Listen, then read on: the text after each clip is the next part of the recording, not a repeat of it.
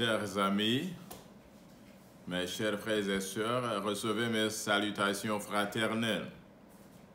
Que la paix et la grâce de notre Seigneur abondent dans votre cœur. Avant de commencer notre étude, je vous invite à prier avec moi. Notre Dieu, notre Père qui es aux cieux, nous te remercions de ton amour, de ta grâce, de ta miséricorde et de ta bonté qui abonde sur nous chaque jour.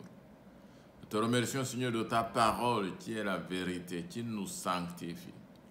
Seigneur, avant d'ouvrir ma bouche pour parler à tes enfants, sanctifie mes lèvres, sanctifie mon cœur. Parle, Seigneur, à tes enfants, parle à travers moi. Efface-moi et fais-toi connaître à tes enfants qui écoutent cette parole. Au nom de notre Sauveur et Seigneur Jésus-Christ. Amen. Mes chers amis, encore une fois, je vous salue et je vous annonce le titre de notre étude qui continue de celui qu'on a commencé la fois passée. Comment on sait que c'est Dieu qui vous a parlé? Deuxième partie.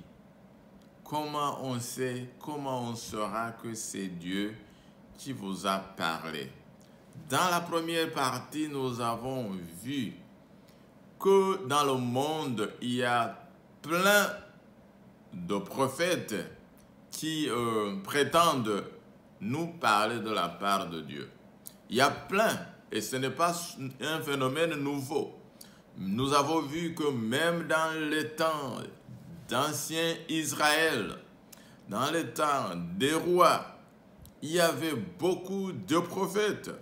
D'ailleurs, on a vu le ratio entre bon prophète et mauvais prophète, c'est 1 sur 400. Quand un bon prophète, un prophète de Dieu apparaissait, il y avait plus de 400 faux prophètes qui prophétisaient contredisant ce que le bon prophète de Dieu avait dit. Comment saurons-nous que c'est Dieu qui nous a parlé? S'il en est ainsi, si le monde est plein de faux prophètes, nous avons vu l'avertissement que la Bible nous dit que n'ajoutez pas foi sur toutes les prophéties, mais testez les esprits. Nous devons tester, nous devons questionner, nous devons demander des certitudes que c'est Dieu qui a parlé, au lieu d'ajouter la foi sur tout ce qui nous est dit, même si c'est vraisemblable, même si ça va avoir lieu comme nous avons vu le prophète de Zimbabwe qui profite jusqu'au résultat du match dans les Champions League, et ça arrive. Cela ne suffirait pas, ne devrait pas suffire pour vous convaincre que c'est Dieu qui a parlé. Nous savons, peut-être nous n'avons pas lu ça, mais nous savons tous que la Bible dit que nous devons faire attention. Parce que le diable, l'ennemi de Dieu, a cette capacité de nous d'apparaître devant nous, paraissant comme si c'était un ange de lumière.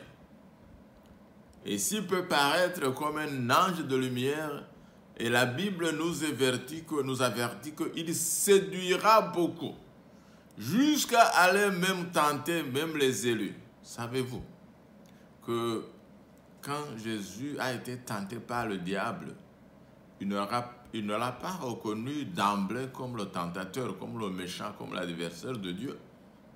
Parce qu'il s'était tellement déguisé que quand il lui parlait, il croyait affaire à un ange, mais ce sont les paroles. Vous les reconnaîtrez par leurs fruits. Vous devez être sur le qui-vive quand vous recevez toute prophétie. Même si c'est une voix qui vous a parlé, même si c'est quelqu'un qui vous a parlé, si c'est une lecture que vous avez faite, n'ajoutez pas foi sur toutes les prophéties, mais testez les prophéties. Comment on sait que c'est Dieu qui vous a parlé? Deuxième partie. Nous allons chercher l'épreuve dans la Bible. Nous lisons Exode chapitre 3, versets 13 à 15. Ici, ce verset nous montre que Dieu nous permet d'avoir des doutes quand il a parlé. Dieu n'est pas offensé que quand il vous parle, vous posez des questions. Vous voulez savoir plus, avoir la certitude que c'est lui. Ça n'offense pas Dieu. C'est la bonne nouvelle que je vous partage. Donc, si quelqu'un vous parle, il vous intimide, en même temps, il vous dit que vous devez croire. Si vous ne croyez pas en ce que je vous dis, voici les malheurs qui vont s'abattre sur vous. N'ajoutez pas foi sur toutes les prophéties. Mes chers amis, testez les prophéties et cherchez de rentrer vous-même en communion avec Dieu, en communication avec Dieu.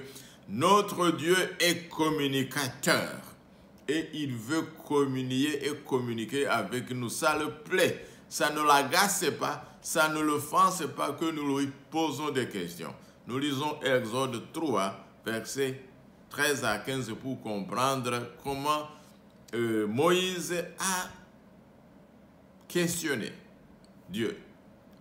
Moïse dit à Dieu, j'irai donc vers les enfants d'Israël et je leur dirai, le Dieu de vos pères m'envoie vers vous.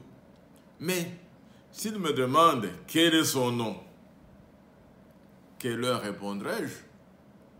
Dieu dit à Moïse, je suis celui qui suis. Et il ajouta, c'est ainsi que tu répondras aux enfants d'Israël. Celui qui s'appelle Je suis m'a envoyé vers vous. Dieu dit encore à Moïse, tu parleras ainsi aux enfants d'Israël. L'Éternel, le Dieu de vos pères, le Dieu d'Abraham, le Dieu d'Isaac et le Dieu de Jacob m'envoie vers vous. Voilà mon nom pour l'éternité. Voilà mon nom de génération en génération. Est-ce que vous remarquez quelque chose? Ici on dit, Dieu dit. Dieu dit encore. Et Dieu encore répète. C'est parce que Dieu voyait qu'il y avait toujours l'incertitude. Il y avait toujours le doute qui s'était installé. Il y avait toujours cette hésitation dans le cœur de Moïse que Dieu ajoute toutes ces paroles pour certifier, dire qui il est et lui dire ce qu'il dira à tout le monde et à quiconque lui demandera qui t'a parlé, qui t'a envoyé vers nous, qui est, quel est son nom.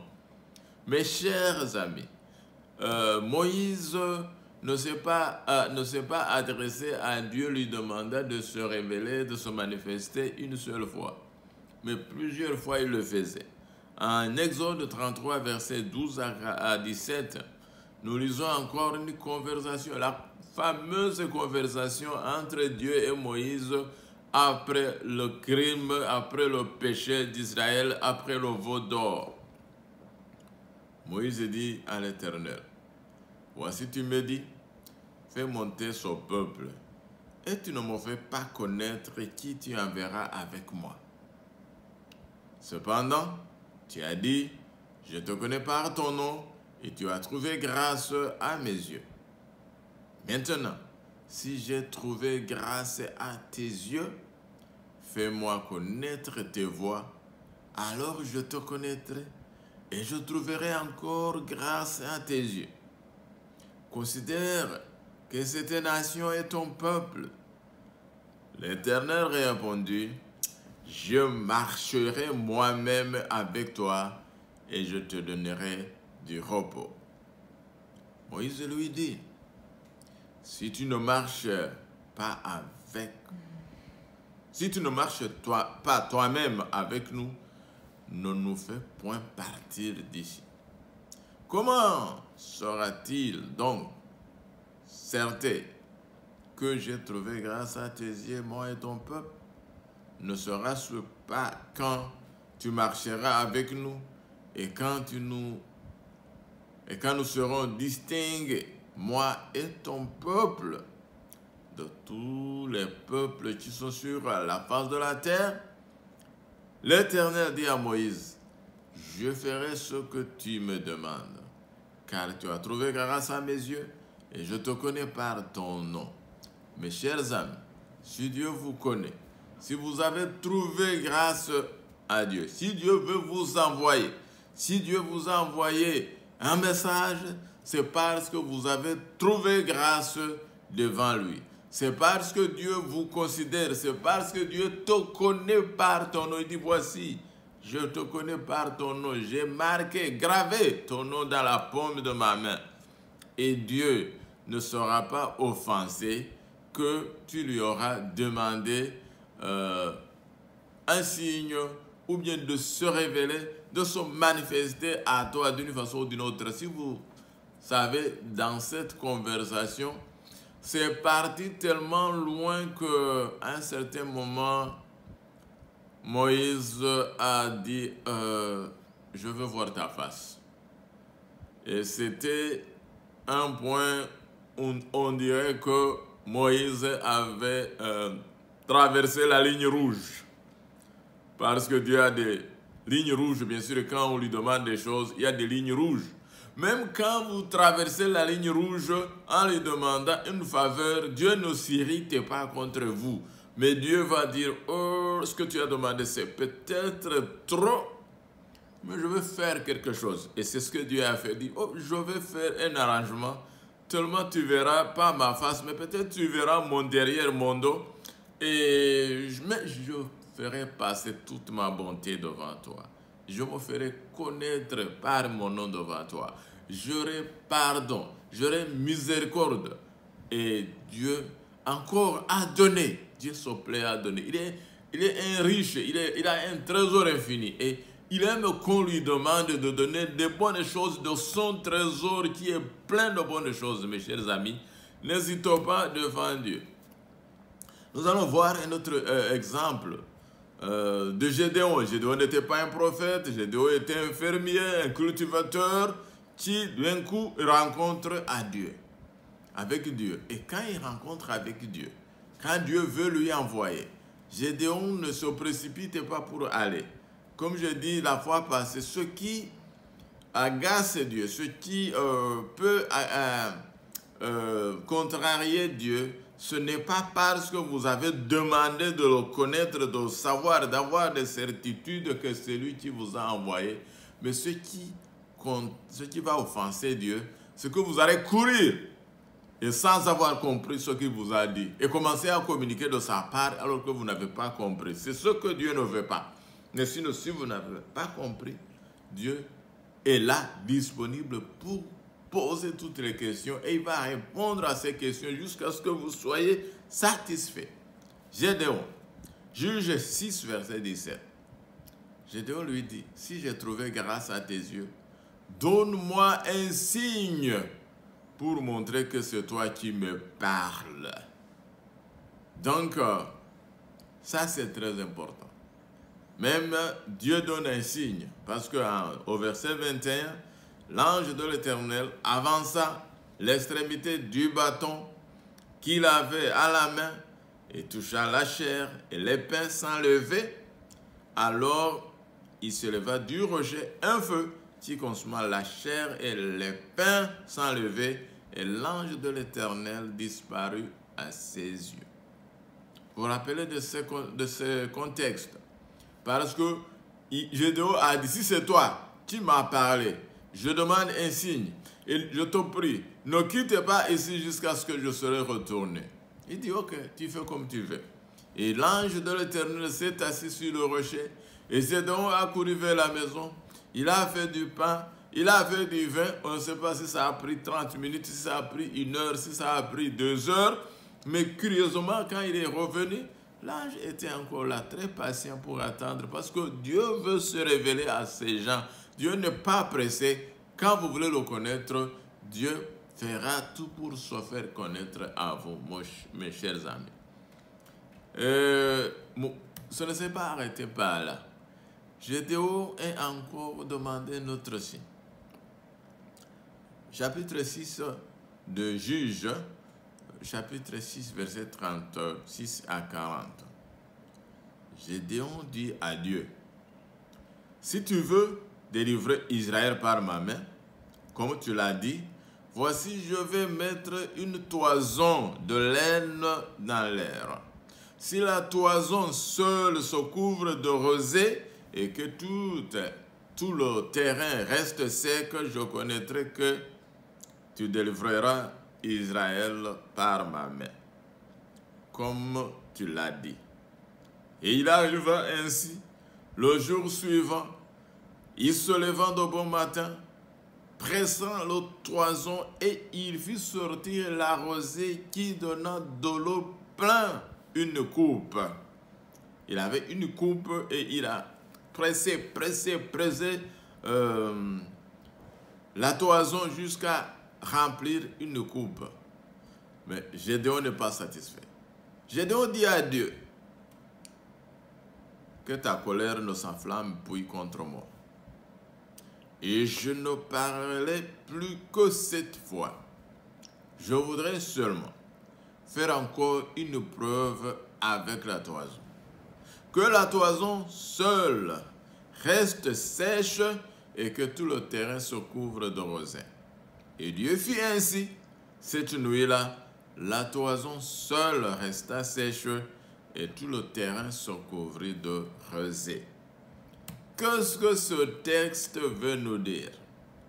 Dieu n'est pas offensé quand on lui demande les signes, même quand on insiste, même quand on demande 2 fois, 3 fois. Dieu veut qu'on le questionne jusqu'à ce que nous ayons la certitude que c'est lui qui nous a parlé, que c'est lui qui nous a envoyé.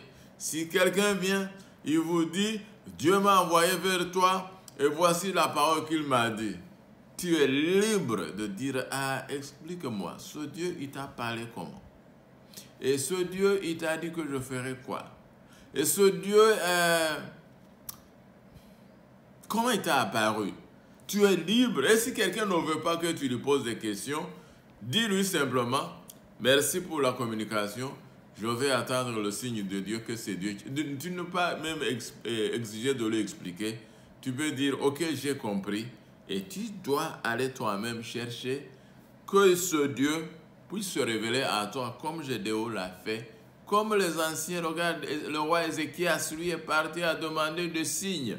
Dieu lui a donné des signes. Quand Dieu parle, il donne les détails, quelquefois même on dirait même les détails inutiles, mais il te dit les détails. Quand il a appelé Philippe, il dit, quand tu vas descendre vers le chemin qui sort de Jérusalem vers le sud, tourne un peu vers l'est et puis continue vers le sud, vers Gaza, sur la route qui conduit au désert. Tellement de détails qu'on ne peut même pas se tromper sur la voie. Et vous savez, c'est quand Dieu voulait atteindre l'unique, le premier Africain qui a cru à l'évangile après l'ascension de Jésus. Mes chers amis, n'ajoutez pas foi sur toute prophétie, mais testez les esprits, parce qu'il y a beaucoup de faux prophètes dans le monde, c'est ce que la parole nous dit. Alors, curieusement, il y a des gens qui ne veulent pas les signes. On va lire Ésaïe chapitre 7, versets 10 à 12. L'Éternel parla de nouveau à Akaz et lui dit, demande à ta faveur un signe à l'Éternel, ton Dieu. Demande-le soit dans les cieux, dans les lieux bas, soit dans les lieux élevés. Akaz répondit, je ne demanderai rien, je ne tenterai pas l'Éternel. Celui-ci, il ne veut rien demander. Est-il parce qu'il avait une grande foi? Ou bien, parce que quand Dieu lui a dit, demande un signe, Dieu avait détecté un niveau de doute élevé dans le cœur de ce roi Akaz. Et il veut enlever le doute. Il dit, demande-moi un signe, que ce soit dans les lieux bas, que ce soit dans les lieux élevés, comme Ézéchias l'a fait. Il a demandé que le soleil s'arrête et recule. Et ça s'est fait. Josué a demandé que le soleil s'arrête. Le soleil s'est arrêté plus d'une journée, la journée la plus longue de l'histoire. C'est la journée où Josué combattait les Amalécites. Donc, Dieu n'est pas offensé quand on lui demande un signe, quand on lui demande un miracle, quand on lui demande une action pour son œuvre, pour la cause de son œuvre. Mais celui-ci ne veut rien demander. Il dit, je ne demanderai rien. Ça, c'est la manque de foi. Donc, vous qui pensez que demander un signe, c'est lasser Dieu, tout simplement parce que c'est que vous n'avez pas la foi que Dieu vous parlera. Et vous avez la peur que quand Dieu va vous parler, il ne va pas vous dire ce que vous aimez attendre et vous dire, je ne demande rien. Il y a beaucoup de gens comme ça. Et tu, parmi ceux-là, tu ne veux rien demander quand Dieu vous a parlé, ou bien tu es celui qui est curieux. Et Dieu aime travailler avec les gens curieux jusqu'à ce que leur curiosité soit vraiment éclairée. Nous allons vers la fin, nous tournons vers le Nouveau Testament parce que nous devons voir beaucoup de signes qui montrent que quand Dieu vous parle, il vous donne un signe. Il enlève toute incertitude, il enlève tout le doute. Mais si vous avez la foi, si vous n'avez pas la foi, Dieu va se comporter différemment.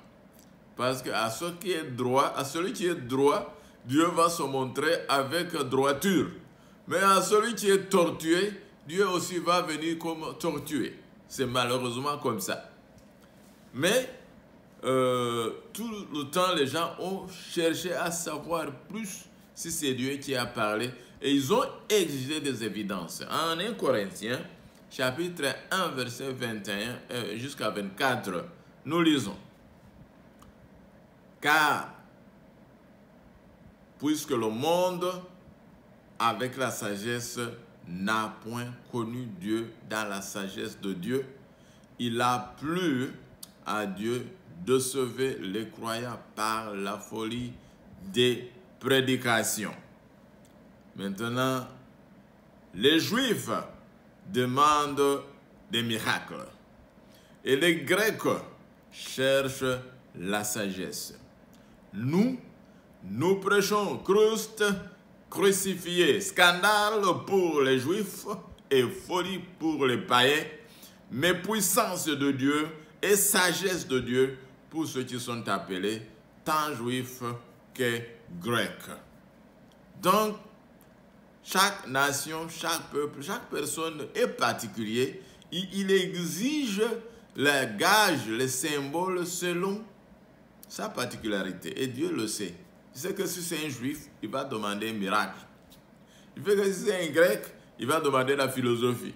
Mais Dieu, il dit que Dieu n'est pas dans tout ça. Dieu est dans la croix. C'est sur la croix que Dieu s'est manifesté le plus. Et nous allons le voir dans 2 signes que les Juifs ont demandé. Alors, les Juifs demandant les miracles, en Matthieu 12, 38 à 40, nous lisons.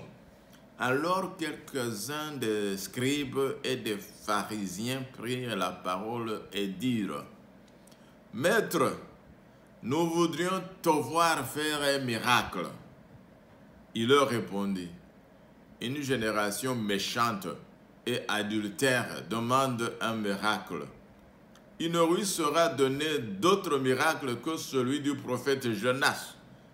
Car, de même que Jonas fut 3 jours et 3 nuits dans le ventre d'un grand poisson, de même, le Fils de l'homme sera 3 jours et 3 nuits dans le sein de la terre. » Eh bien, chers amis, regardons une fois ou bien 2 fois où Dieu n'est pas tellement à chaud ou bien à chanter vite et à donner les signes. Jésus était avec ses Juifs, ses scribes tout le temps, et tout le temps il était en train d'opérer des miracles, de guérir les aveugles, de guérir les boiteux.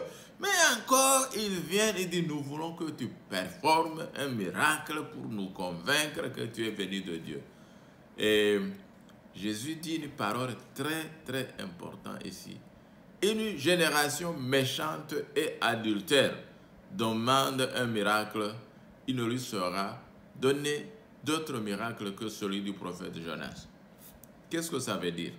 quand vous n'êtes pas sincère, quand vous n'êtes pas converti, quand vous n'êtes pas vraiment engagé à connaître Dieu, vous n'êtes pas intéressé à connaître Dieu, mais vous voulez seulement voir les miracles comme spectacle, eh bien, dans quelques parties même de la Bible, il dit que Dieu vous a envoyé une puissance d'égarement. Parce que vous allez vous égarer et on vous donne les signes pour vous égarer. Mais ici, parce qu'il s'agissait du peuple juif, il s'agissait des pharisiens et des scribes, même s'ils étaient méchants et adultères, Dieu leur donna un signe, le signe de Jonas.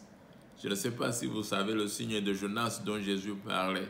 C'était sa mort et sa résurrection. Et c'est le grand signe pour le monde entier depuis la création de la terre qui a été jamais fait par Dieu pour se révéler à l'humanité. Dieu a dit faire mourir son fils et le ressusciter le troisième jour. C'est le grand signe de tous les temps. Mais il a été présenté d'une façon imagée que les gens pouvaient ne pas comprendre de quoi il s'agissait. Même si, parce qu'ils ne voulaient pas comprendre, parce que de même le Fils de l'homme sera 3 jours et 3 nuits dans le sein de la terre. C'était tellement clair, mais pour les incrédules, ça ne dit rien. Donc quand vous êtes incrédule, quand vous n'avez pas la foi, même quand on vous donne le grand signe de l'univers, vous ne pourrez pas le reconnaître. Nous lisons encore en Jean chapitre 2, versets 18 à 19. Les Juifs prenant la parole lui dirent: « Quel miracle nous montres-tu pour agir de la sorte ?» Jésus leur répondit: « Détruisez ce temple, et en 3 jours, je le relèverai. » Encore, il s'en va sur les 3 jours. Et il parle d'une façon symbolique, d'une façon imagée. Il parle du temple. S'agissait-il du temple? Non. Il parlait de son corps. Votre corps est le temple du Saint-Esprit. Mais il devait utiliser les symboles. D'ailleurs, en Matthieu chapitre 13, versets 14 à 15, Jésus a dit expliquer pourquoi avec les païens, avec les incrédules, avec ceux qui n'ont pas de foi, il utilise les symboles. Voici ce qu'il a dit. Et pour eux, s'accomplit cette parole d'Ésaïe: vous entendrez de vos oreilles et vous ne comprendrez point. Vous regarderez de vos yeux et vous ne verrez point. Car le cœur de ce peuple est devenu insensible. Ils ont endurci leurs oreilles et ils ont fermé leurs yeux, de peur qu'ils ne voient de leurs yeux, qu'ils n'entendent de leurs oreilles, qu'ils ne comprennent de leur cœur, qu'ils ne se convertissent et que je ne les guérisse. Mes chers amis, si vous êtes parmi ceux-là qui ont bouché les oreilles, qui ont fermé les yeux, qui ont verrouillé le cœur, Dieu s'adressera à vous par les signes un peu imagés, dans les paraboles, et il faudra avoir beaucoup d'intelligence pour décoder le message de Dieu. Et là, quelquefois, Dieu envoie son message dans les paraboles parce qu'il sait que même s'il vous parlait directement, concrètement, ouvertement, vous n'allez pas croire et doit maintenant vous envoyer le message d'une façon codée. C'est comme ça que Dieu s'adresse aux incrédules. Mais à ceux qui ont la foi, Dieu va décoder le message. Il va le décoder tellement, le mettre terre à terre que vous pouvez le comprendre sans aucun doute. Mes chers amis, nous allons vers la fin de notre étude et nous allons voir que Dieu s'est toujours révélé. Dieu a toujours s'est plu à donner les signes. Je vous rappelle le titre de notre étude: comment sait-on que c'est Dieu qui vous a parlé? Comment saura-t-on que c'est Dieu qui vous a parlé? Eh bien, il va vous donner un signe indubitable, un signe qui vous permet de distinguer et de savoir que c'est bien lui. Je donne un autre verset et on est en train d'aller vers la fin. Matthieu 14, verset 28 et 29, Pierre lui répondit, « Seigneur, si c'est toi, ordonne que j'aille vers toi sur les eaux. » Et il dit, « Viens. » Pierre sortit de la barque et marcha sur les eaux pour aller vers Jésus. Amen. Ça, c'est très intéressant. Tellement il y avait des doutes, il y avait la peur, mais Pierre voulait avoir la foi. Et Jésus était en train de former Pierre et l'amener à le servir. Et comme Pierre était encore jeune dans la foi, il demande un signe tellement grand que jusqu'à présent, dans l'univers, dans le monde entier, seulement 2 personnes ont marché sur l'eau. C'est Jésus et la deuxième personne, c'est Pierre. Parce qu'il a demandé un signe que c'est bien Jésus. Et Jésus n'est pas offensé, mais lui dit, viens. Et il donne le pouvoir de marcher sur l'eau.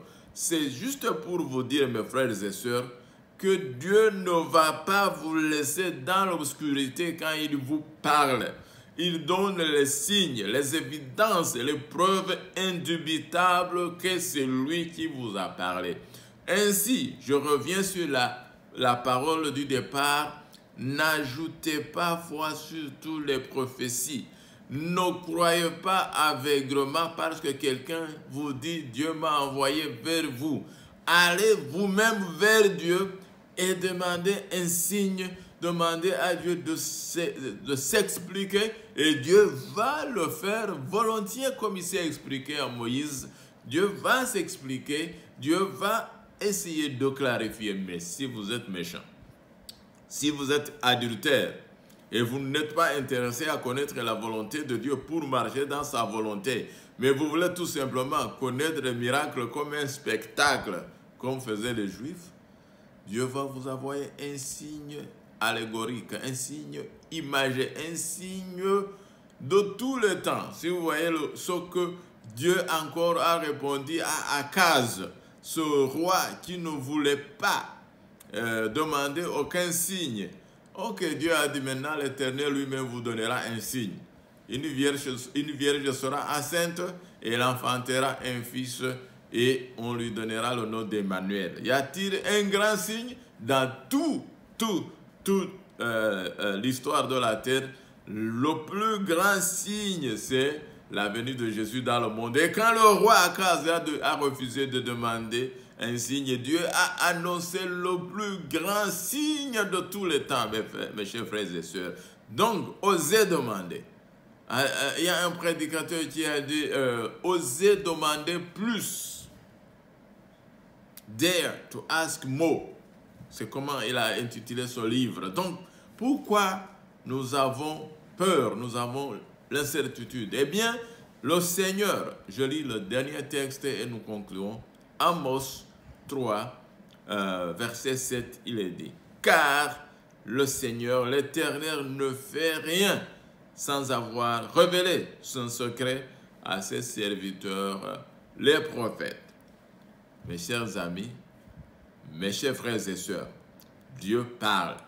Dieu, notre Dieu, c'est un communicateur et il se plaît à communier et à communiquer avec nous. Il veut nous révéler sa bonté. Il veut nous manifester. Il se manifester envers nous. Il veut que nous le croyions avec certitude, avec des évidences, avec l'assurance. Et il se plaît à nous communiquer, même à nous révéler ce qui va arriver. Avec si quelqu'un vient vous dire, voici ce qui va arriver, ou bien voici ce qui est en train d'arriver, si vous croyez à Dieu, ça ne vous surprendra pas parce que Dieu ne fera rien sans avoir révélé son secret à ses serviteurs, les prophètes de Dieu qui parleront selon la loi de Dieu, à la loi et au témoignage. S'ils ne parlent pas ainsi, c'est parce qu'il n'y a pas de lumière chez eux. Mes chers frères et sœurs, mes sœurs, je vous prie, n'acceptez pas toute prophétie comme si elle venait de Dieu. Testez les esprits. Demandez à Dieu de se révéler à vous. Demandez de voir un signe ayez la foi, osez demander plus et Dieu se fera plaisir de se manifester à vous. Telle est ma prière pour vous et moi. Au nom de Jésus. Amen.